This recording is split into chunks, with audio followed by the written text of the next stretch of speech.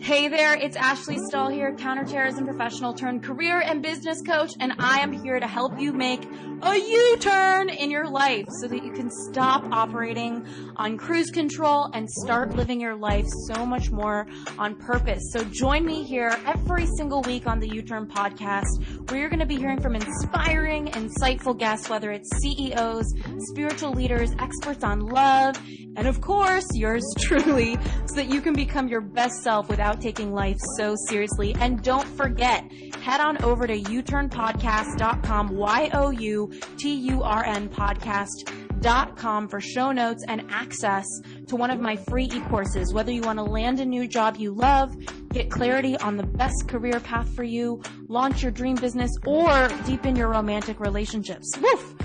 All right, enough about me. Let's get this party started with this week's guest.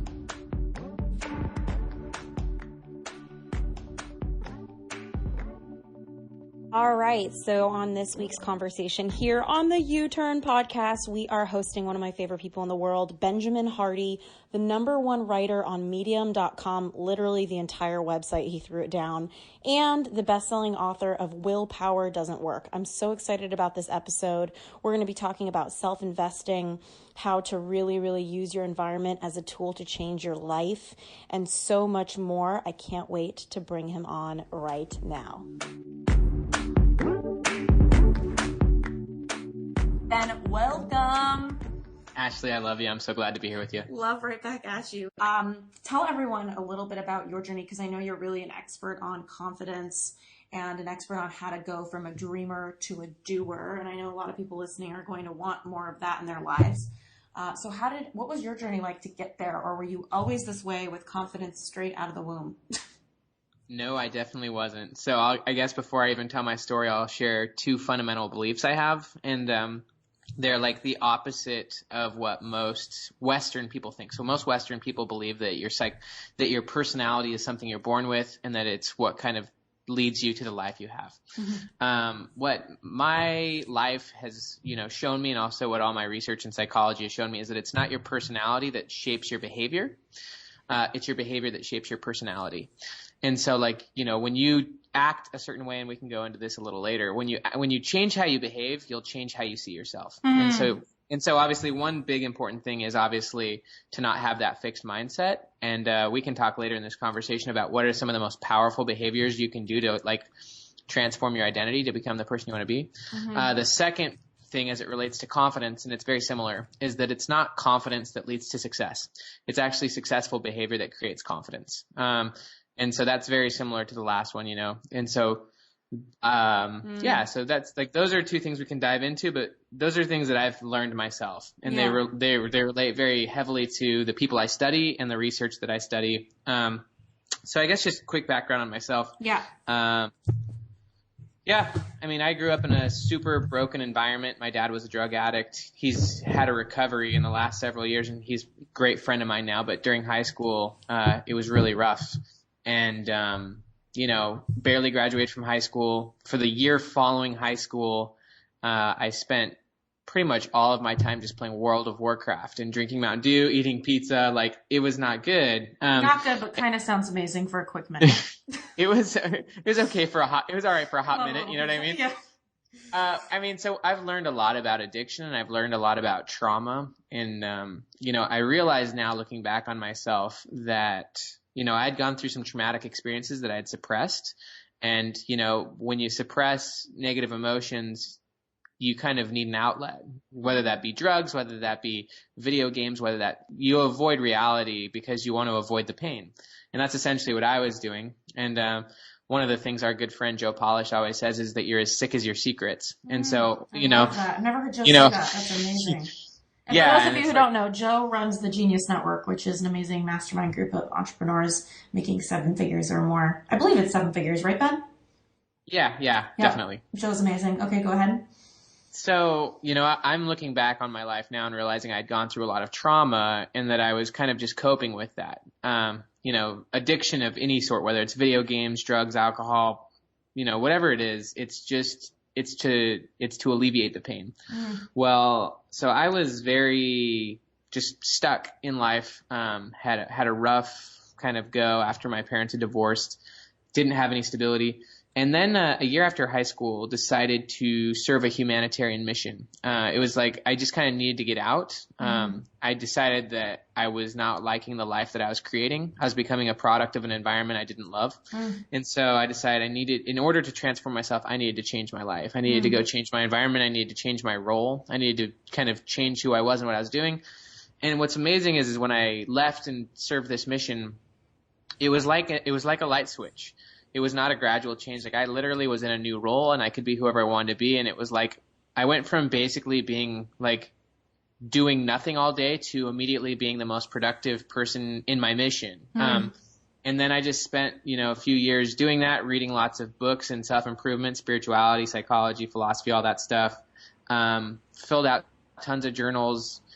I spent a lot of time just serving in communities and stuff like that. And then came home a totally different person and was really shocked and so I left at 20, came back at 22 and kind of noticed that everything back home was pretty much the same. And that if I stayed in that environment, if I stayed with those people, that my mindset would quickly divert and I would revert, and like devolve back into the person I was before. And so I didn't want to become a product of that environment again. And so I decided to kind of create my own path. And since then, I've just been studying psychology, self-improvement, kind of gone throughout, I've almost finished my PhD, and I've been studying the whole time the difference between real entrepreneurs and wannabe entrepreneurs. Like, what's the psychological difference? How do you go from wannabe to, like, actually doing something? That's kind of the whole dreamer versus doer thing. Yeah. What would you say? I mean, I know that there's a lot to this, but if you could simplify it initially, what would you say is the ultimate crux of the difference between a dreamer and a doer? I could definitely do that for you. So, like, basically, there's a lot of cool research behind it. But at the end of the day, the real difference is that people who become doers, whether that's like a professional writer, whether that's a successful entrepreneur, whether the people who ultimately go on to actually doing something are the people who start investing money into it. Like, that really is it. Like, once someone starts investing money into their goals or into their dreams, they become committed. And once you become invested and committed, you start to transform your identity. You go from wanting to do something to seeing yourself as that thing. Got it. And there's a lot of like psychological reasons why. One of them is subconsciously. There's a really good book. It's something I recommend anyone. It's from Dr. David Hawkins. He wrote Power versus Force, and he also wrote a book called Letting Go. And in his book Letting Go, which honestly is the best self-improvement book I've ever read. No way. It really is, and I've probably read over 1,000. Letting go is so powerful, but one of the things he says is that the unconscious will allow you to have only what you believe you deserve. Well, for those of us who don't know what unconscious or subconscious is, could you explain it briefly? I'll explain it very simply. Basically, you have your conscious mind, which is what you're focused on. It's like, like right now, if you're listening to me, you're using your conscious mind. And your subconscious mind controls everything else. Like right now, you're breathing. You didn't control that. You know what I mean? Like your subconscious is handling that. It's handling pretty much everything. Your subconscious is where all your belief systems are, your values. Like your subconscious controls like 95% or more of your behavior. And it's just like, think about it. When you get in a car and you're driving and you're like, you could be driving for like 20 minutes and not even know you're driving because you're on the phone and you're texting and stuff like that. Your subconscious is taking care of all of that. Like, wow. I mean, think about even all of the little things that your body has to do to walk through a room, like the mechanics of moving your body and stuff like that. Like while you're talking on the phone or staring at something, like the subconscious is basically what controls almost everything. And so your conscious is only focused on like a very small amount of things at once. And so the whole idea is this. You get in life what you subconsciously believe you deserve, and it's very hard for people to change their subconscious beliefs. Like your subconscious beliefs, like, I mean, so there's a lot of people, like let's just say Napoleon Hill, for example. He wrote the book Think and Grow Rich. He said that what is impressed upon the subconscious mind is expressed in the real world. Yes. And so a lot of self-improvement and even, a lot of therapy, the focus of it is to get deep into the subconscious and kind of reshape those beliefs and values and things like that so that then you can kind of live at a higher level in the real world. Well, so what happens when you start investing money in yourself is that you change your subconscious belief system. Like you all of a sudden say like, so like going back to the quote, your life, your unconscious will allow you to only have what you believe you deserve. And so when you start investing money into your goals, like, and think about what you and I have done. Like, you and I have started investing lots of money in our relationships, in our network. And like, what that does is it totally transforms your sense of what you can be, do, and have. And so like, then all of a sudden you realize that you can do it, and you become super committed to it, and you start seeing yourself as that thing. So that's like the ultimate difference. And that's something that I always tell people. It's like, if you really, really want to do something, you have to start putting money towards it, and starting to invest in not only your skills and abilities, but in your relationships and in like your network. Like, once you start doing those things, you will become what you want to be. Yes, yes. Isn't it interesting that, it's not just about the money? It's funny.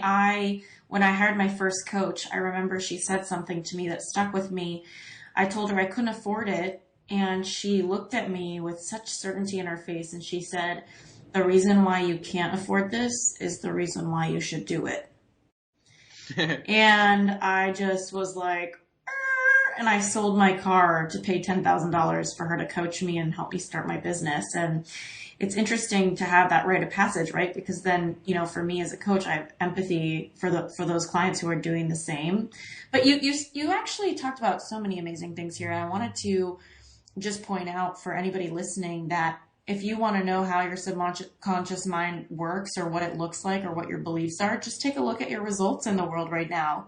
Is it good news? Like, right? I mean, would you have another way of stating that, Ben?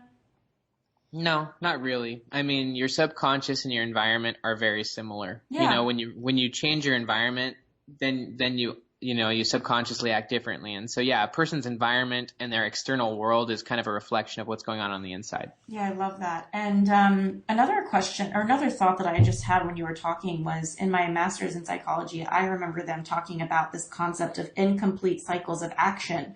And they were saying to me as a coach, if I wanted to facilitate somebody to be more empowered, I just needed to ask them, what incomplete actions do you have in your home? Is it a stack of books on your nightstand? Is it, a stack of bills you haven't paid? Because what happens is by having those, they drain your energy. And by completing them and keeping commitments to yourself, you build your confidence, which in a sense is what I'm hearing you say is like, by honoring commitments to yourself, you're up-leveling your confidence. Would you have any other ways to kind of look at it or explain it of what someone who is listening now is maybe thinking, oh man, like I want more confidence. I'm not going after that job, that raise. Yes, you would say to change their environment, but what else would you suggest? Invest in yourself, change your environment. What else? Yeah, this is cool. Yeah. So like, Cal Newport, he wrote a book called So Good They Can't Ignore You. Yes. And it's such an awesome book. And basically what he says in that book is that most people believe that they have like some innate passion that they should discover and then follow. And he said that that's like such a terrible approach to life. And the reason it's so terrible is the reason is because most people don't know what their passion is. And this whole approach is focused on, what can the world give to me? Mm-hmm. He said, instead of focusing on your passion, is what you should do is you should become a craftsman where you develop rare and valuable skills. So basically he said, when you develop rare and valuable skills and you do it from the craftsman perspective, you're not worried about what the world can give to you. You're actually worried about what you can give to the world. Mm. And so he said, once you develop rare skills and abilities, basically once you develop competence in something and you get good at it, then you become confident. And once you become confident, then you become passionate. And so, kind of going back to what I initially said, it's not your confidence that leads to success. It's successful behavior that creates confidence. And that's exactly what Cal Newport said. And so like, how do you create confidence? Well, you get good at something, which often requires investing a lot of time and energy and even money into that thing. And once you become invested, you become committed. And a lot of people, they have a very, very bad relationship with commitment. It's exactly what you're saying with incomplete behavior cycles. Like most people, they'll tell themselves they're going to do something like, I'm going to wake up at 6 tomorrow and I'm going to go to the gym. And then they push the snooze button. And yes. There's, how I define confidence is basically just self-trust. It's like, if you trust yourself, then you're confident that you can do something. If you don't have self-trust, then you can't have confidence. Confidence and dopamine are two very different things. Like, people seek short-term dopamine highs, but confidence has to be earned. Yes. Literally, I just want to listen to you all day, Ben. It's so funny because I always talk to you as a friend and I forget, you're such a genius. But I will say a couple things. Number one, just a practical example for those of you listening, skiing. I had a skiing meltdown 5 years ago because ever since I was a kid, my uncles were very good skiers, and and ever since I was a little kid, I've been skiing. But I never really loved it because I wasn't very good at it. And I want to ask you about this concept, Ben. I wasn't very good at skiing. I was, I would make my way down, didn't feel like I had tons of control, but I looked okay. I looked like I knew what I was doing. And one time I fell and I just threw my poles and was like, no more skiing for me. And my parents still make fun of me for it. And lo and behold, the other day, somebody I know said, I really want to go skiing with you. And I was like, man, I really don't like skiing. And then I went with him and realized, do I not like skiing? Or is it that I'm just not great at skiing? Is it that I've not invested in skiing?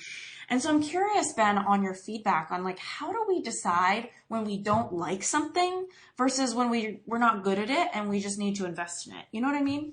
Yeah. So it's like basically deciding what you should invest in to become good at. Is that what you're talking about? How do you decide that? Yeah. Like, for example, my friend, he's very much like, skiing is so important to me. I go 6 times a year. I would love for you to come. The whole time I'm asking myself as I'm going down the mountain, do I hate skiing or do I just need a few lessons to get good at it and invest in it? And then suddenly I'm going to like it. So how do people figure out their intuition, listen to their instinct on, actually, this is just feedback. I'm not good at it and I don't want to invest in it. Or this is, this thing that I'm not great at, I probably would like it. I just haven't invested in it and built the confidence around it. Does that make sense? Yeah, no, totally. Your question really is like, how does a person decide what they want to spend their time on? Yeah. And so I think that is like, so, personal.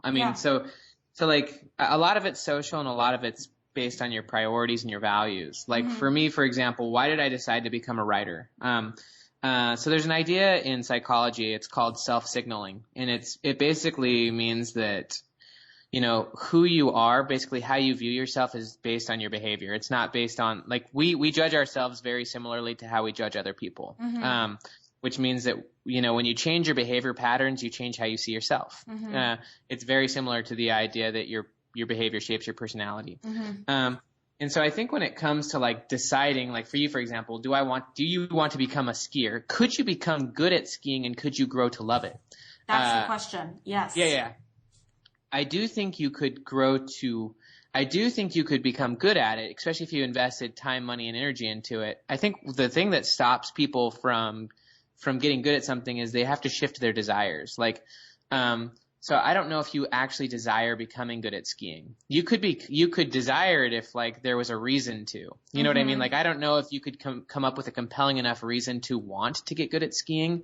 If you could come up with a compelling enough reason to want to get good at skiing, like let's just say, my friends all go and they're always your friends all go dating and a guy that wants to go skiing. 100%. Yeah. If you could come up with a compelling enough reason to want to, that's the thing that stops people.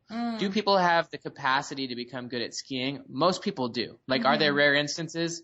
Sure. But like most people in the Western world, like they believe in what I would call a fixed mindset. Like they believe that their personality is like this fixed thing and that like their personality is like their destiny. It's kind of like that people believe their DNA is their destiny. And I think kind of what a lot of the science is showing is, first off, your personality is fluid. It's not fixed. So your personality can change, but also your biology. Yeah. And your biology, like there's this whole new field of epigenetics and neuroscience showing that like also your genetics or your biology is not fixed. Like it can be transformed. Wow. There's a lot of fluid. Check out, if you want to learn a lot more on that, check up epigenetics and specifically Dr. Bruce Lipton. But kind of just answering your question, I think when it comes to desires, and obviously your desires are something you can train. You can train yourself to want to be healthy, for example. You can train yourself to want to be successful. You can train yourself to want to be a skier. I just think that, when it comes to you, for example, in this specific example, I think that you have to have a compelling enough reason, or it has to really resonate with your value system. So kind of going back to myself, like I choose the things that I invest myself in very specifically. Yes, you do. I may not be a good parent, and I know I'm not actually, but that is not true, Ben. No, I'm just gonna tell you, like I'm working on it. Yeah, but it's a work in progress. Yeah, but like for me, so Jim Collins said in the book Good to Great, basically he said if you have more than 3 priorities, you have none. You can have a lot more than 3 values. You can have a lot of values, but you know, if you have a ton of priorities, then you don't really have any clarity on what you want. Yes. And so like, I think one of the most powerful things you should do before you decide what you want to get good at, what you want to invest in, who you want to become is deciding what your values are. Because, so for me, it's like several years ago, I was transformed by reading and through having these transformational experiences when I was on my mission. And so I decided, what is worth my short amount of time on this planet to invest myself in? I could become a banker. I could become an artist. I could become a million things. And I just decided based on the experiences I had, based on the values I had, that the investment that I personally wanted to make was to get really, really good at communicating, teaching, and writing. And so that was the future I decided I wanted to create for myself. And then I started investing big in those areas. And then ultimately when you invest in yourself, you develop rare and valuable skills. You become really good at it. You become confident. Your identity becomes formed around it, and then it becomes your passion. Mm-hmm. And so, I think a lot of it just has to do with what do you think matters most about this, this life, and how do you think you should spend your time? What would be the biggest contribution you could make for yourself? Mm-hmm. And then it's going big on that. And I think, Greg McKeown in his book Essentialism talks a lot about that. That's an amazing answer. And, when you're talking about investing in you and also just having a big why, so to summarize, if somebody wants to go from a dreamer to doer, so far you've talked about being really willing to invest in yourself, being in alignment with your values, completing actions that you say you're going to do. What else would you say? I would love to keep it as simple as possible. Yes. I think that there's a few core practices. Everything you've said is important. Actually doing what you're going to say you're going to do. That's how you develop confidence. Yes. You know what I mean? Yes. Because why would you want anybody else to trust you if you can't trust you? Exactly. Yeah. And you really can't trust, if you can't trust yourself, I actually think you probably potentially can trust others, but other people will not be able to trust you. Yes. So, I think that the most simple, most powerful ways to kind of, become the person you want to be, number one, as I've said, invest in yourself, invest continually, invest in your relationships, be a giver, not a taker. So and when you say invest, do you mean just money, or is there other ways to invest? Yeah. Obviously you want to invest your time and your attention and your focus, but ultimately, when you invest actual dollars into yourself, then those emotions come. So once you become financially invested in something, then you become emotionally tied to it. Mm-hmm. And so I think that the emotions that you're looking for often come, especially if you're clear on the investment. So what happens for me, and it goes back to that Stephen Hawkins quote about your unconscious, your life, your unconscious will only allow you to have what you believe you deserve. So when I invest in myself, let's just say to join Genius Network, or I invest in a specific mentor, to become good at something, it upgrades my sense of what I can do in that area. That's how my confidence grows. Mm-hmm. And so I think a lot of, if you're clear on what you want, if you want, to develop that rock solid confidence, I think a lot of it literally does come from investing money. And for me, it started so small. I started writing online in 2015. And the first big quote unquote investment I made, because in 2015, I was a PhD student, which I still am, but I was at the beginning of my PhD program, and I was making $12,000 a year. That's how much PhD students make. You make you make $1,000 a month, and they pay for your tuition. Making it rain, like Lil Wayne. Yeah, I was making $12,000 a year, and kind of the big investment at the time was I had to convince my wife that we needed to spend $800 on the domain name BenjaminHardy.com. And her question was okay, we don't have really any money. You're a graduate student. Is this for real, or is this just a phase? You know what I mean? Mm-hmm. Mm-hmm. And the truth, yeah, go ahead. Oh no, go ahead. I want to keep hearing. Well, and the truth is it would have been a phase had I not made that investment. But I made the investment, which then made me made me more committed. And then I took an online course, which was $190, and that taught me how to write viral headlines, and that taught me how to pitch myself. So I invested money, and then I developed skills and abilities. And then one other really key investment that I made, and it was Jeff Goins, he's a writer online, he's someone who I like read his blog posts and stuff, and he's someone I wanted to learn from, and he was doing a launch, and the launch was for his book, like The Art of Work, back in like 2015, and basically one of the offers that he was making on his launch was if someone bought 20 copies of his book, he would have a 30-minute phone call with them. Amazing. And like 20 copies of the book was like $250 or something. I'm like, is it worth $250 to have a phone call with this guy?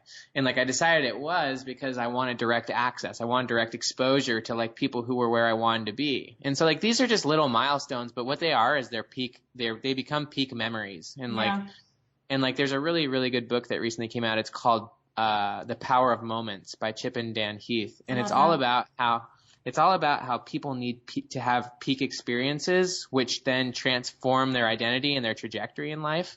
And most of people's peak experiences happen in their teens and in their 20s. And then they stop having them in their 30s, 40s, and 50s. And so most people's personalities get stuck like after their 20s, not because peak experiences can't happen, but because they don't create them. And so basically what I'm describing is like seeking those peak moments, which then become turning points. And that's basically how you go from dreamer to doer, is you have these peak experiences that shift your identity, and then they put you on a new trajectory. Amazing. And it also kind of reminds me of what we were talking about before we started the podcast, which is just this concept of waking up in the morning and saying, how can I create more opportunity for myself? How can I keep things interesting? And I've always loved my career because I've always tried to keep myself interested in it. I think it's a relationship with yourself that you create. A question that I have for you, though, kind of going back, you talked about identity, and then that gives you confidence, right? Like up-leveling your identity in some way or doing something that you commit to. But another thing I'm thinking, Ben, is that isn't that kind of quicksand as well, where if you identify too much with something on the outside, like, aren't you kind of like, I'm not my career, and if I identify with my career, when I lose a ton of money, I'm going to be a shell of a person, and when I'm winning a bunch of money, I'm going to be so excited. Do you know what I mean? If I identify with my career. So I try not to identify with my success or loss. What are your thoughts on that? Yeah, totally. I love this question. I think it's a really important distinction that you're making. So when I say like upgrade your subconscious, or when I say like you can like transform your identity, I'm not like overly tying it to a specific thing. I mean, yeah, it's nice when you go from quote unquote like wanting to be an entrepreneur to like saying I am an entrepreneur. Like that's powerful. But ultimately what I'm really, really talking about is so most people, they place their security on things which are external. Like their security is in like a paycheck, or their security is in like having a nice house outside. I mean, like a nice house, like their security is in things which are outside of them. And I think that your security needs to become internal. So like that's confidence. You know what I mean? So like when so a lot of people, they confuse the outside world with what's inside. And like, I think that it's really important to leverage your environment, because I think that we become the products of our environment. So like what I'm talking about is when you invest in like a network, like let's just say Genius Network, you make that investment, financially, which can upgrade your subconscious and it can upgrade your psychology, but it also puts you in a new environment, which then allows you to like be around new peers and like, so the environment's really powerful. But ultimately, if you're not creating more and more internal security as you do this, if your faith in like your trust is not within yourself but only with what's outside of you, then it is quicksand. Then you can very quickly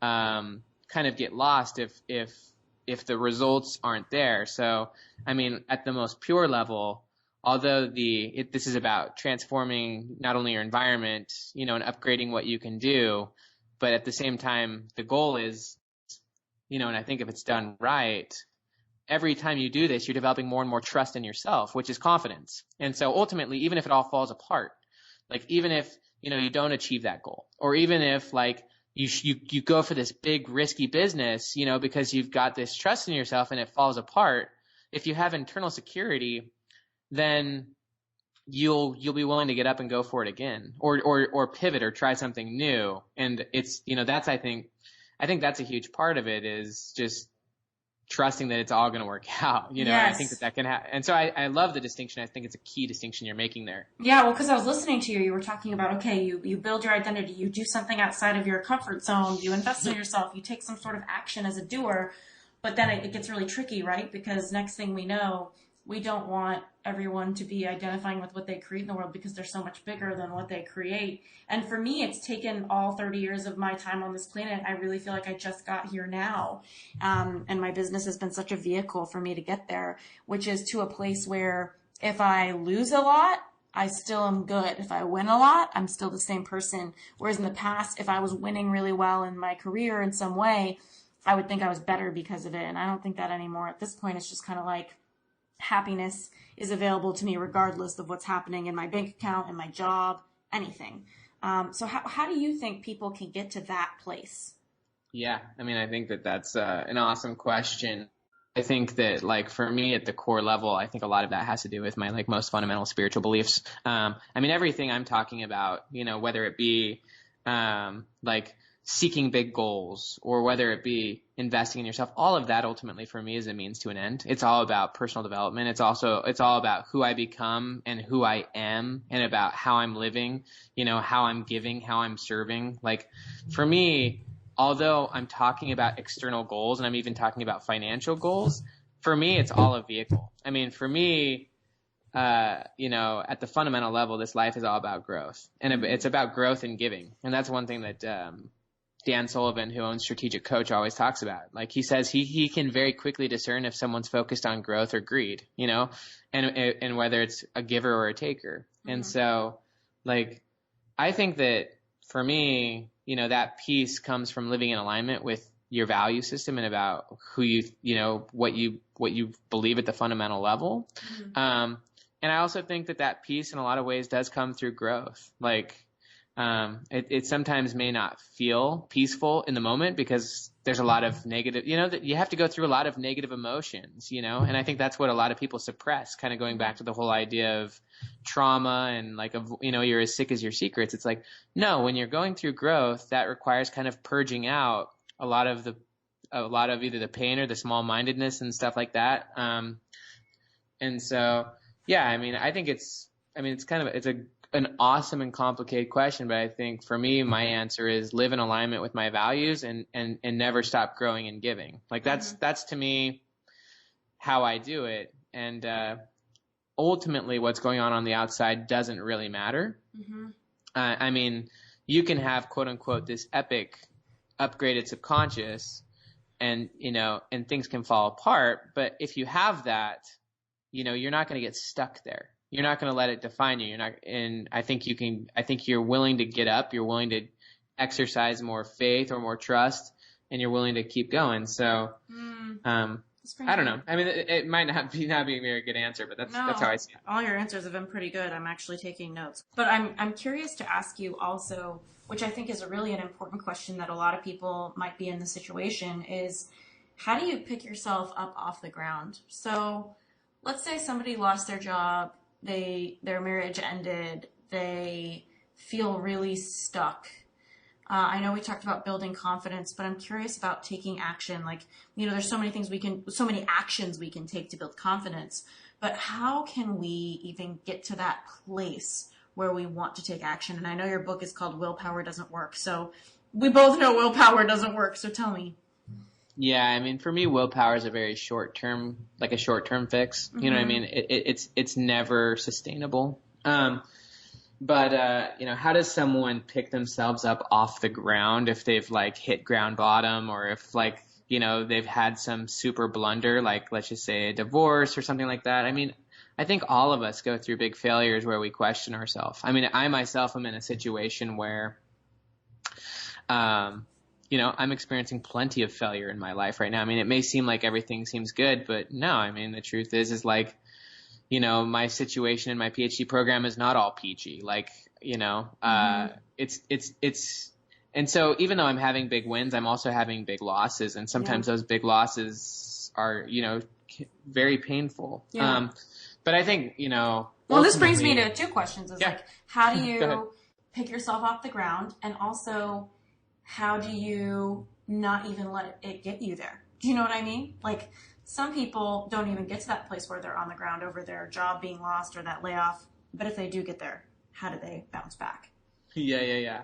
I mean, everyone's quote unquote rock bottom is different. My goal is to, I mean, that's a lot of, your second question is for me a lot about creating the environment. Like, for example, so I love this quote, and it's that decisions determine destiny. Yes. But so for me, I've created an environment around me that kind of in a lot of ways stops me from hitting that rock bottom. Like, I married someone for very specific reasons. Like, she has traits and characteristics that I simply don't have, and she holds me to a much higher standard than I would ever hold myself. So although sometimes I fail, my environment keeps me going. I have 3 kids who rely on me.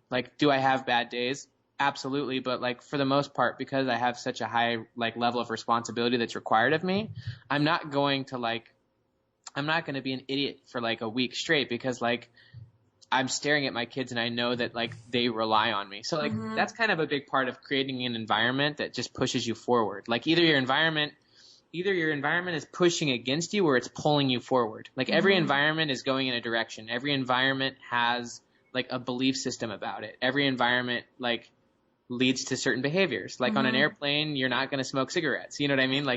Around certain people, you're going to act different than others. And so I think, how do you avoid, making the hugest blunders is you make decisions, that safeguard you from that.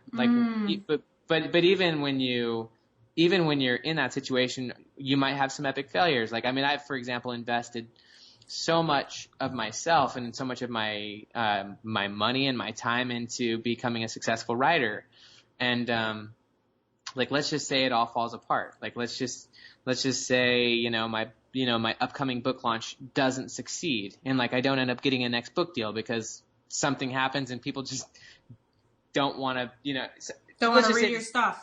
Yeah, about 300,000 people through Medium.com definitely disagree. But carry on. Let's just say that this book launch is a huge flop, and my next book deal, literally, I can't support my family through being a writer. I would be okay with that because my more fundamental values are based on who I am and what my family is. I would pivot and I would do whatever I need to do. It reminds me of this quote that when the why is strong enough, you'll figure out how. Yes. And so for me, my why is very, it's very clear. And so if the pathway is not always clear, but the why is, and there's another quote that's very similar, and it's this idea that it's not supply that creates demand, it's demand that creates supply. So it's if you have a lot of internal demand, if you have a very powerful why, the supply will just make itself happen. It's really like the quote, when you make a decision, the universe conspires to make it happen. Yes. And so all of this is very high level spiritual stuff, but when a person has hit rock bottom, the only way out, the only way to confidence, in my opinion, is to begin behaving successfully. And so it doesn't matter where you are. It doesn't matter how bad you've failed. If you start taking even one step in a, in an aligned direction, just one step, then that one step will give you a little more self-trust and a little more confidence than you had before. And if you just keep taking steps, then all of a sudden you'll start to go up, and so I just think it doesn't matter where you are, whether you're at the top or the bottom, your behavior and your consistent behavior are going to influence, how you feel on the inside. Love that. So it's it doesn't matter if you've failed big, it doesn't matter if everything is falling apart. Ultimately, you've got to start behaving in a way that you're aligned with. And once you do that, things will start to look up. I love it. And it's so true. This is different, Ben. I usually don't hear people, because I think in personal development, often they say it's not about the environment, it's about you. It's like Rumi's quote, the real journey of discovery is not in seeking new landscapes, but in having new eyes. And I think that it's a combination of both, obviously. If you put yourself in the best environment ever, but you're still committed to being bummed out and unhappy or out of action, it's on you still. What would you say is a wonderful way for people to start building a better relationship with themselves? And I know we talked about confidence, which is, such a great channel for that. But is there anything else they can do or any other vehicles that you found are effective? Yeah, I think really powerful tool for developing a relationship with yourself is Definitely, for me, the most helpful thing has been, well, two things. One is really like helping other people. Like, that one thing, if you can be a giver in life, like that's one thing that I've found is helping other people along their journey. That like moves you and so I find that it's very hard to like have a low self-image when I'm focused on other people, when I'm worried about helping other people. And like, that's very hard. Like, so like when I like genuinely like put my phone down, leave my phone away from my body, and I just give my attention to my kids, like, or just give my attention to my wife, or even just to anyone, like, that is super helpful. As far as like a very simple tactical tool, like really, I think a big one is writing in the journal. For me, I write in my journal every single morning. I write about the things I'm struggling with. I write about the things I'm trying to achieve. I give myself affirmations. I think about like the purpose of life. Like for me, writing in my journal, and I blend that, first thing in the morning with like prayer and meditation, that's very helpful for me. Like if I'm having a really rough day, or if I'm just like very down, and sometimes I do have big downs, like ups and downs all the time. When I'm deep in the downs, if I give myself some space, and again, for me, it in a lot of ways has to do with environment. Like, in a lot of times I have to give myself a little space, get in my car, drive away, just drive away from my house, and then pull out my journal and think about it, and if I write in my journal for 15, 20 minutes, I start to get clarity, and I can reconnect with myself. And that's been very helpful for me. And I do that on a regular basis. Amazing. And, I guess the question really comes down to the listener is, what environment do you feel like you thrive in? Do you need to change your environment? How is your environment affecting you now?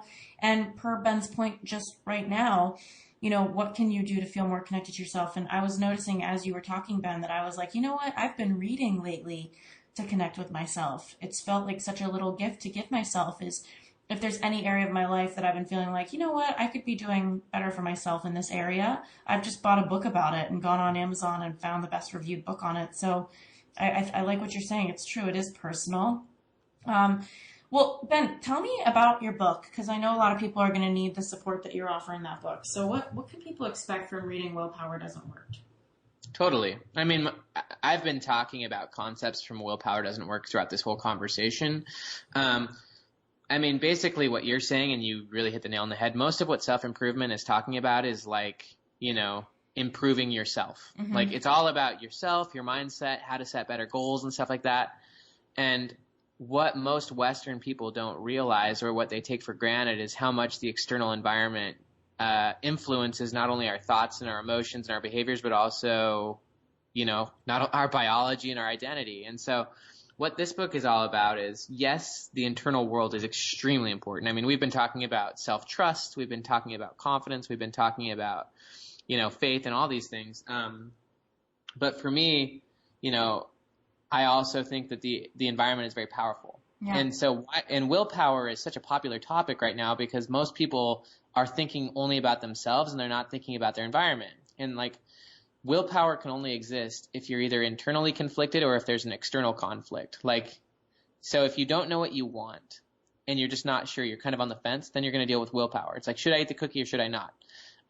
Or it's when you know what you want, but your environment is pushing up against you. Then you have to exert willpower. So like, what my book is all about is how to create an environment that makes success happen, and like, when you change the environment, you change the inside as well. And so for me, it's about putting self-improvement, like, to make it like real. Like, it's not just about what's going on inside of you. It's like, you have to change the outside world as well, which is where it gets hard. Like, are you willing to have hard conversations? Are you willing, like, when you really want to change your life, you have to change your environment, because you and your environment are two parts of the same whole.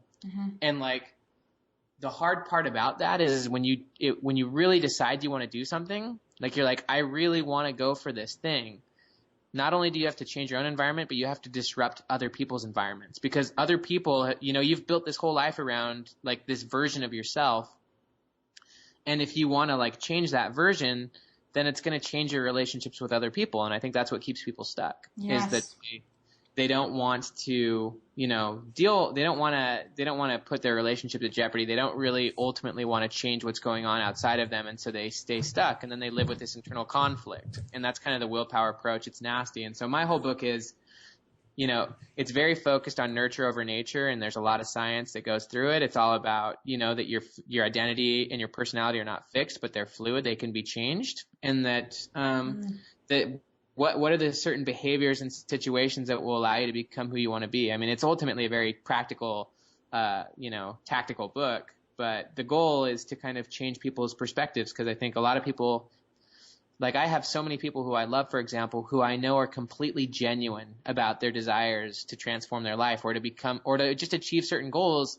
And it rarely happens for them. Like a lot of people get stuck. And I think the reason is because they're putting all the pressure on themselves. They think that if they just would improve their mindset, or if they would, they just try to do these things, and it's like they're relying so much on willpower, and they're putting all this pressure on themselves, and it just doesn't work. You can't overcome an addiction through willpower. You can't change your life through willpower. You can't do any of that. It's so self-defeating. And so I wanted to write a book that was like, no, this is how it really works. Is it hard? Absolutely. But this is how you actually change your life and change yourself. And, in a lot of ways, you have to do it from the outside in. That's what we've been talking about this whole time, is like making investments, making decisions, putting yourself in environments where making powerful behaviors, which then allow your inner state to be where you want it to be. Amazing. And I want to ask a couple questions that I ask everyone who's come on is, what is the best piece of advice you've ever gotten? Probably... I'll just say, I don't really know, but I'll just say, do what is right. Let the consequence follow. Amazing. So true. Okay. And as far as I've asked you a lot of questions. What is one fear that you're still working with that you've not yet quite been able to overcome? And what are you doing to work with it? Yeah, no, that's awesome.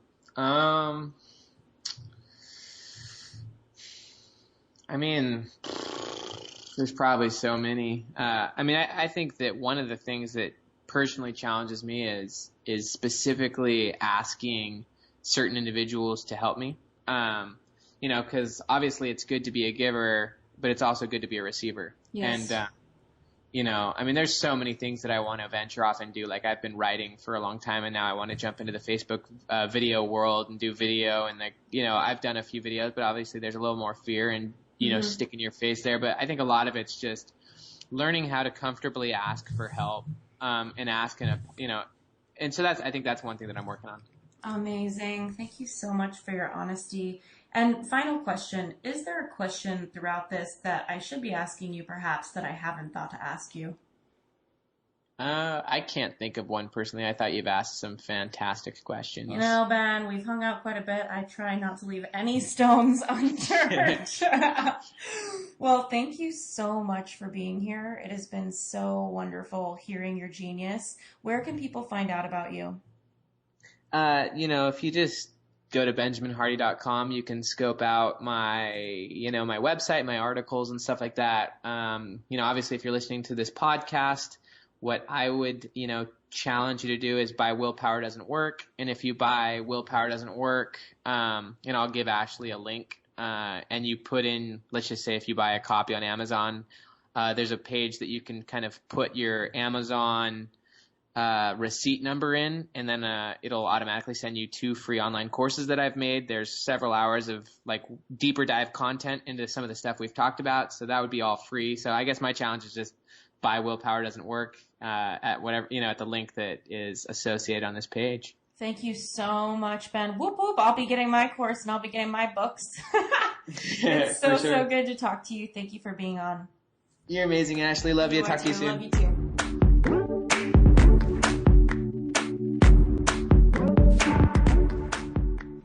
All right. Hey there. This is Ashley again, and I am just reflecting on this episode with Ben Hardy, who is not just a good friend, but a huge inspiration to me.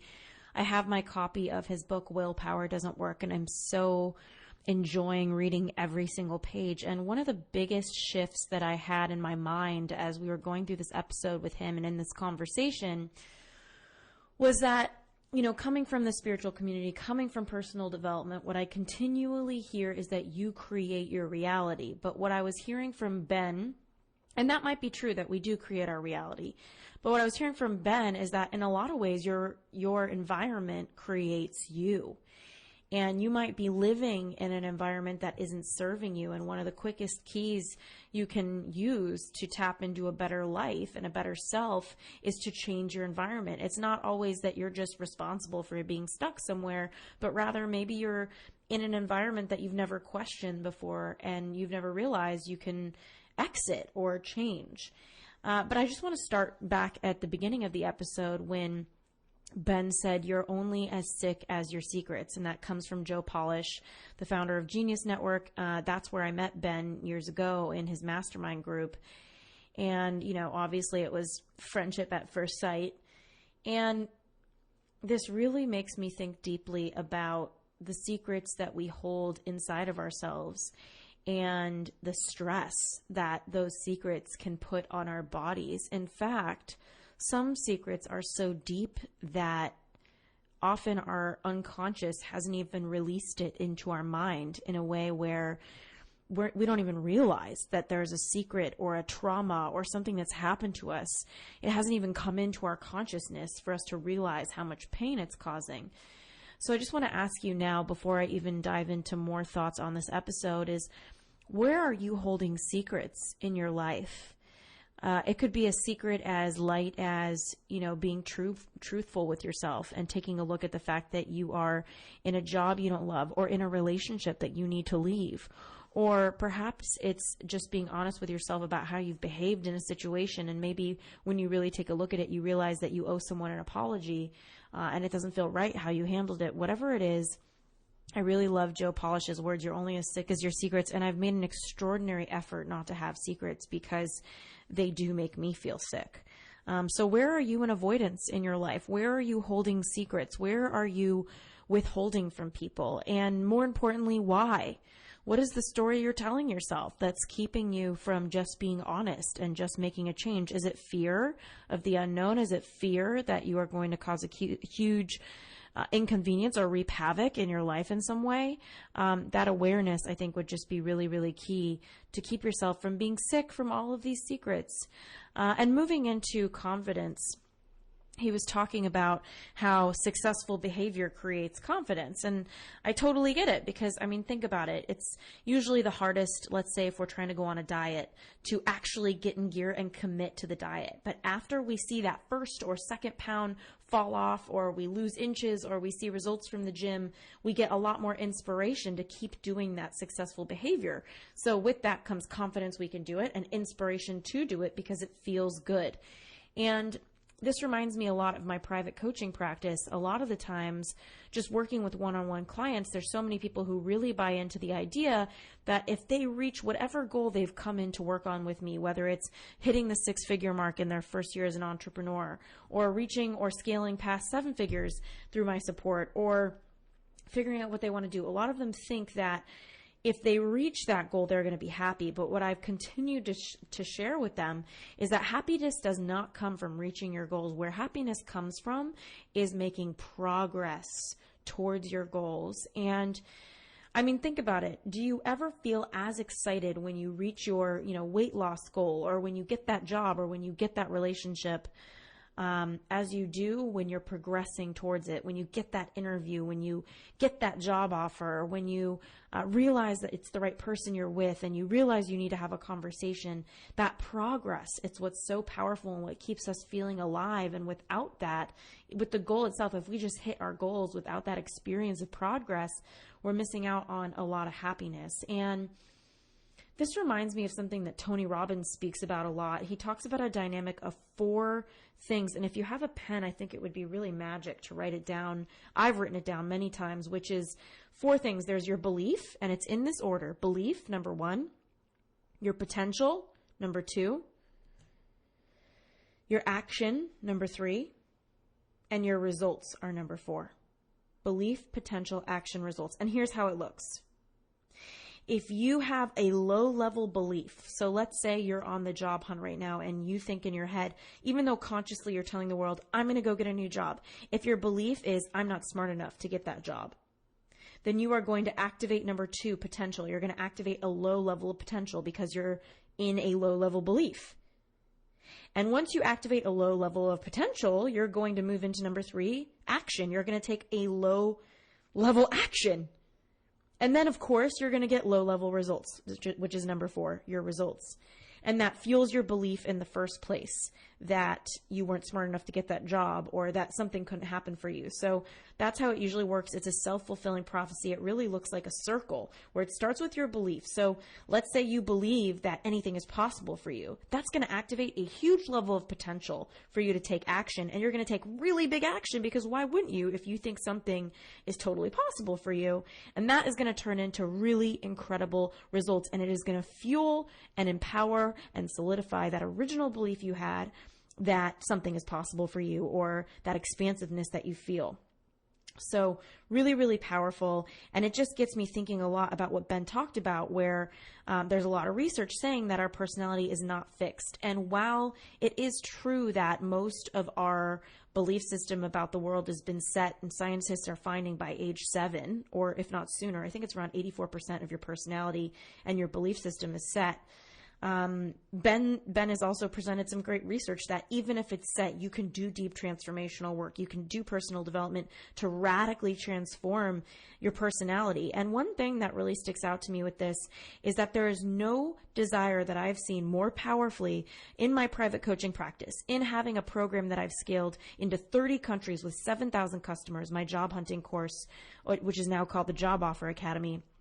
One thing I'm finding is that there's nothing more powerful I see in another person than their own commitment to self-identify. And I think the reason, and what I mean by this is everybody has an identity they hold for themselves. So maybe you think you're the funny person, or you're the slick person, or you're the person that has money, or you're the person that's really successful and capable. Whatever it is, you're holding on to an identity about yourself. And there's a level of safety I think we all feel from being able to hold on to that identity. And so what's really, really powerful is being able to realize that, number one, you are keeping yourself in the perception of you think you're safe by holding on to this identity. And a lot of us, it's very unconscious. We don't even realize that we're doing it.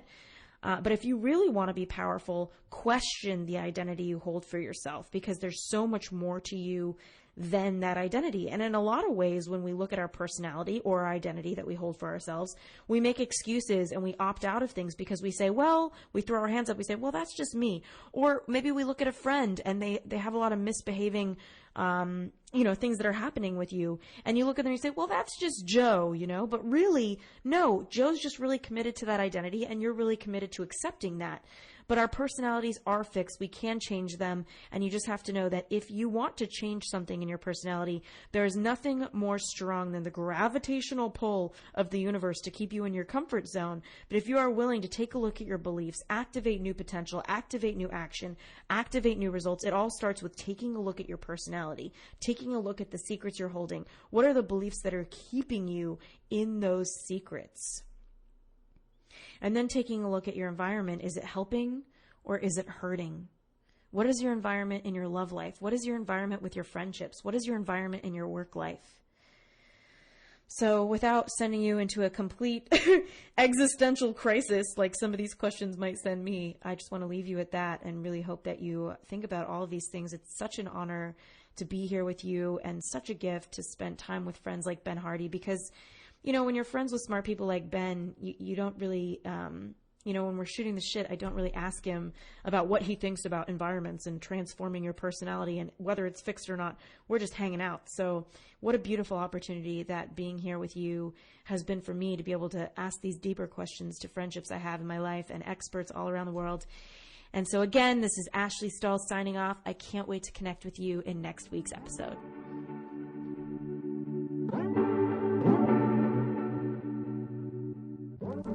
Thanks again for tuning into this week's episode of the U-Turn Podcast. You can find all of the resources that our guest mentioned on our show notes at youturnpodcast.com. That's YOUTURN podcast.com. Also, don't forget, on the website, we've got our 4 free e-courses, whether you want to land a new job you love, get clarity on the best career path for you, launch your dream business, or deepen your romantic relationships. I'll talk to you soon. Can't wait to connect on next week's episode.